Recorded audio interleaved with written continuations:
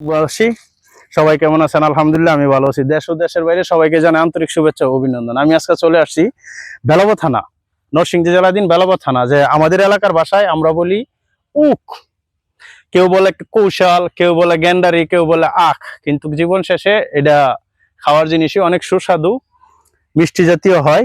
এটা দিয়ে গুড় করা হয়, সেই গুড় আবার মনে করেন যে পিঠাই দিলে অনেক ভালো লাগে।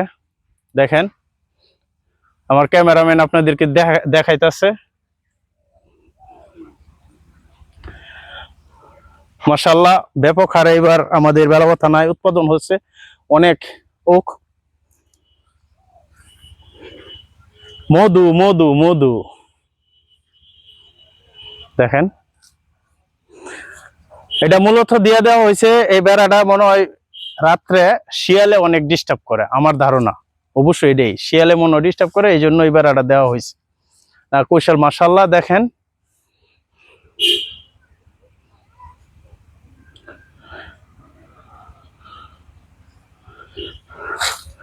আমি আমার জেলার ইতিহাস ঐতিহ্য তুলে ধরি, বা কৃষি প্রকৃতি রূপ তুলে ধরার চেষ্টা করি আপনাদের মাঝে।